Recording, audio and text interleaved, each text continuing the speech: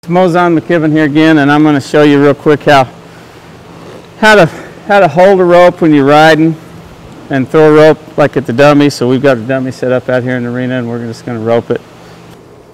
So if I'm holding a rope with my reins in my hand, I always ride the split reins.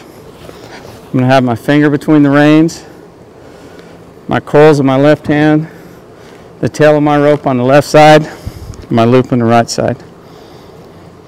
And when you start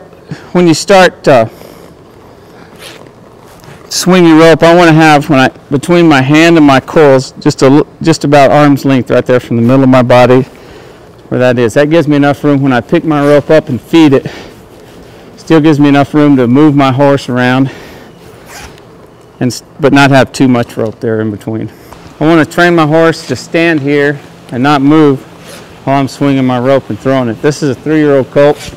This is the first time we've done this on him, so he's probably going to booger a little when I throw it and hits that dummy and makes a noise. And the main thing when you're throwing your rope, the main thing you want to do is follow through with your arms, just like anything. If you're a baseball player, you're going to follow through with your swing, or a pitcher, you're going to follow through with your arm when you throw it. Same deal with a golfer. You just always got to follow through with that swing in your delivery. So I'm going to look at my target here. I'm going to follow through.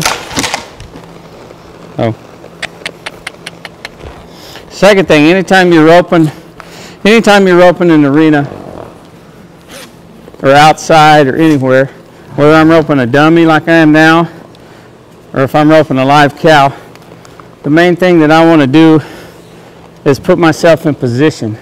If I take a shot and I'm out of position, I'm taking a big risk on missing.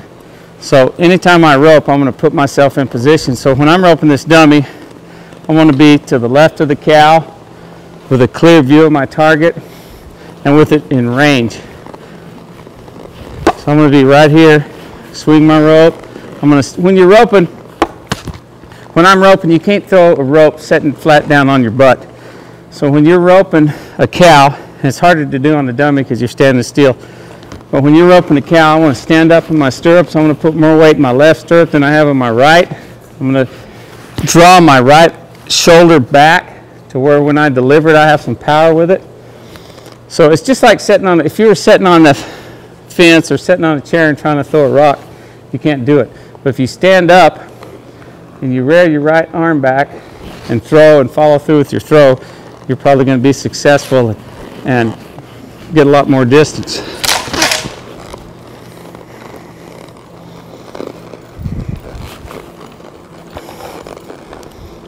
This horse still boogered of it.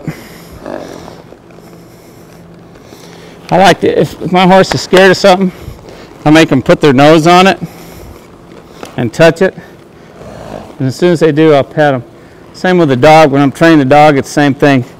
If they're scared of something, I make them touch it with their nose, and it seems like they get over it a lot faster. Well, I'm really, really big on petting a horse when they do something right. I'm not big on petting one just to be petting on one. But if I'm trying to teach a horse something and they do it right, I'm going to reward them with a pet. Just like training a dog, same thing. I'm going to tell them when they do something right, and I'm going to tell them when they do something wrong. The thing about training a horse is we don't speak horse and they don't speak English, so we have to find a way to communicate and tell them when they do something right and when they do something wrong. And my horses have get trained a lot faster and learn a lot faster since I started rewarding them when they do something right. I'm going to get my target in my eye.